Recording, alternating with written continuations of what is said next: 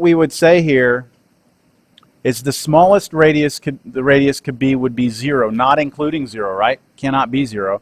And the biggest it would be, well, it would have to be less than infinity.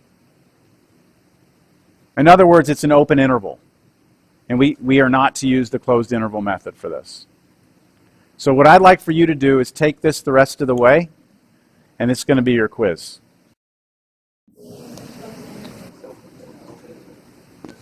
Okay, I'm gonna just real quick go through the rest of this.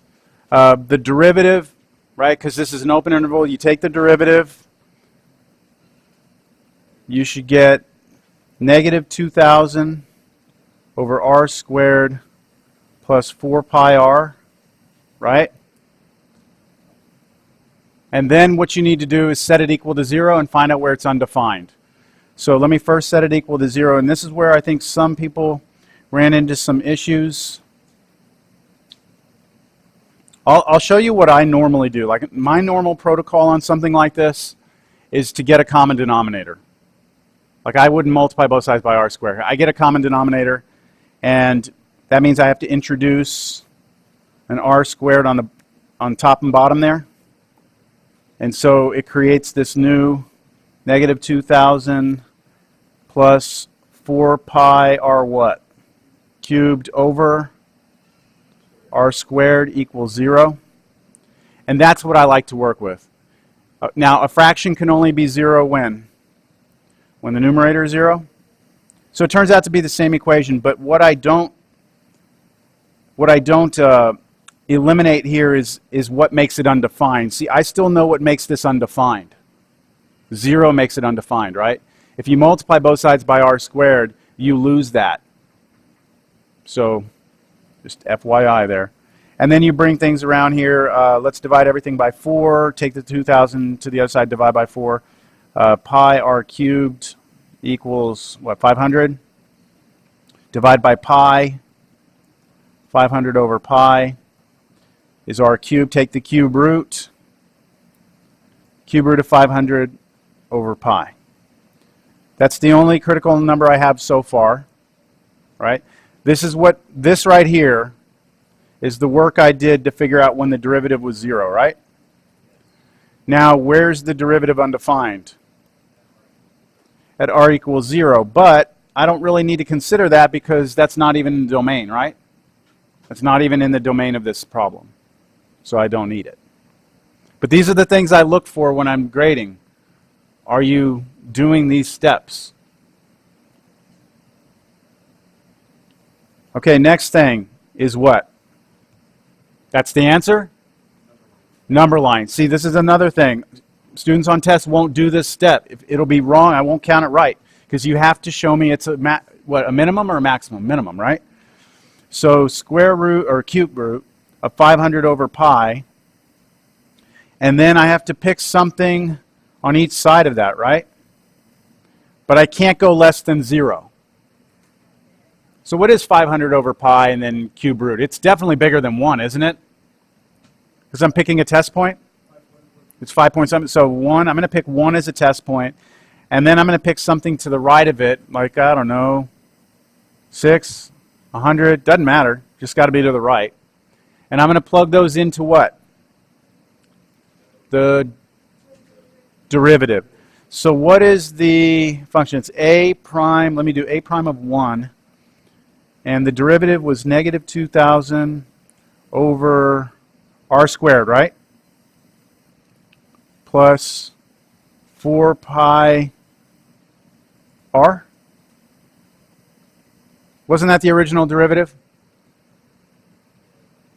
Negative 2,000 over r squared plus 4 pi r. The question is that number positive or negative? It's negative. So that tells me the original function a, the area function, is going down over here. That's a really good sign, right? Now, test 100. Negative 2,000 over, what's 100 squared? And then plus 4 pi times 100. So negative 2,000 over 10,000, that's a decimal, negative little decimal, smaller than 1. And then add a pretty big number to it, 400, 507, right, like 1,200 or something. It's positive. So what can I say?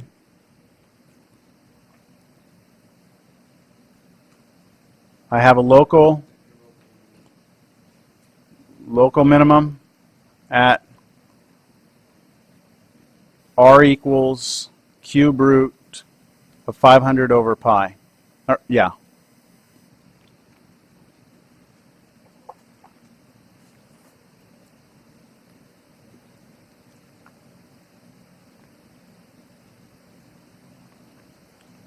And then I need to get h, right?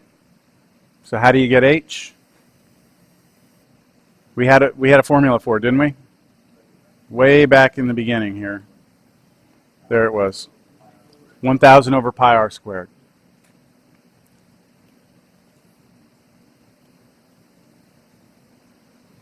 So it'd be something like 1,000 over pi times r, which is the cube root of 500 over pi squared. And you can just figure out what all that is as a decimal. Approximately, what did you guys get over here? Okay. Something like that.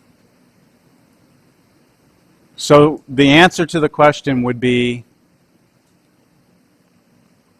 the radius is 5.419 centimeters, right? And the height of the can would be 10.83 centimeters. And it actually turns out that if you did this problem just in general, the way to get the least surface area on a can is if you let the radius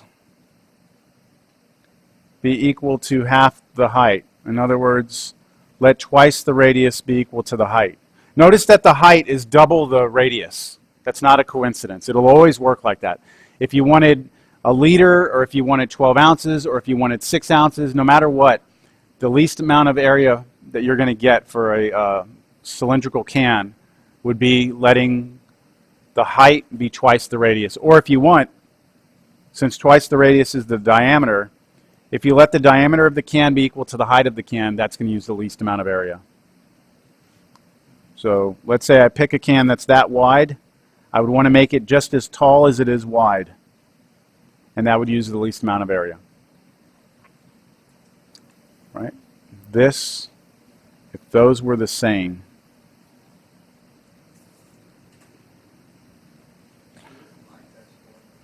What's the what? The line test. We had to make sure that it was going down then up to verify that it is a minimum. Yes. It's verification. We have a pretty good idea. It's the only critical number we have. We have a pretty darn good idea that that's got to be the answer. But we have to make sure that that's what the calculus is confirming for us. Okay.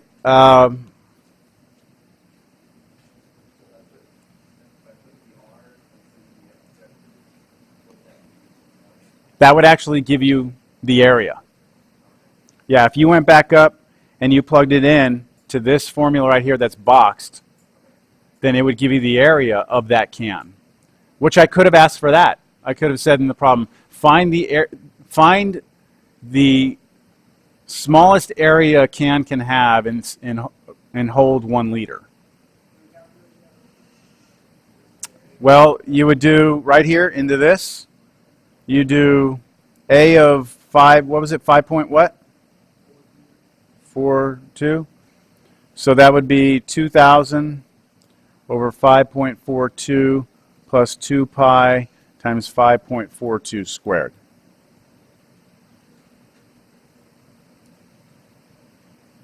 That's what you would do.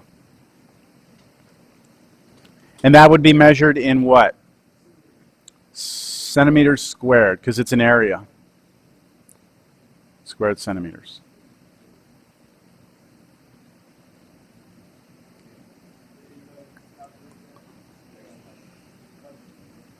$550? Okay, something like that.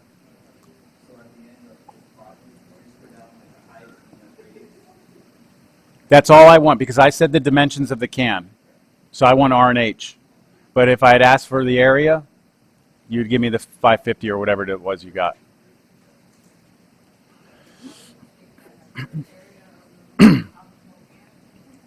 The area with the minimum surface area, I'm sorry, the can with the minimum surface area holding 1 liter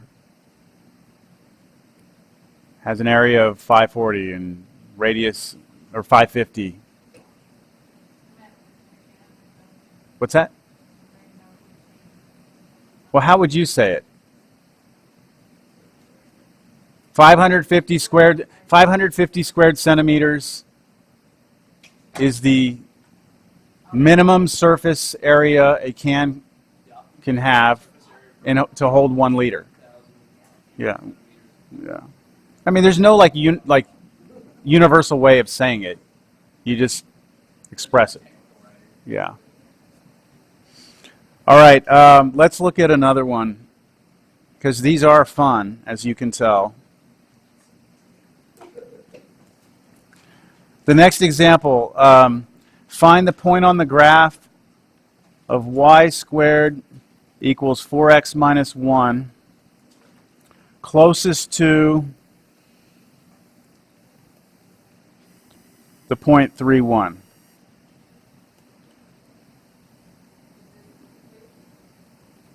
Did everyone do that? Problem? I'll just give everyone 100 for that quiz. How about that? That sound like fun? I'm trying to help you all out. Most of y'all seem to get it. Okay, so look, this problem, what we have is this. We have a point that's given to us. The point is the point 31. And then we have this parabola that opens up sideways, and we're trying to find which point on that parabola is closest to that point. So it's somewhere about there, right? And if you watch the video, I've already done this, so I'm like a scratched record here. Record? What's a record? Scratched CD? Just, I don't even know what it would be. A bad memory card? What would you say nowadays? Does anything skip anymore? Okay. So this is a good problem, because a lot of things flying through outer space travel in these like elliptical paths and stuff as they go by planets. And so you'd want to be able to say, okay, look, like where is it going to be the closest to us, right? Like, let's say this is some big old meteor or something, and the point is Earth right there, and we're like, well, if that's its path, then when is it going to be closest to us? Like, and how close is it going to be, right? This would be that sort of problem. You've seen that like on the news, right? They talk about things like that, try and freak everyone out. Barely missed the Earth, you know, like 100 million miles away or something like that. Yeah, now that's a little closer. Okay, so everyone understands the question. Which point on that parabola is closest to that one? So what is it that we're trying to... I mean, we have to get a picture, right? Got to get a picture first. Where did it go? I lost it. There we go. So you would actually probably need to know what that looked like. You wouldn't have to. Got a parabola and a point. What is the thing we're trying to optimize? The distance between the point and the function, or the curve, right? We want the minimum distance between the point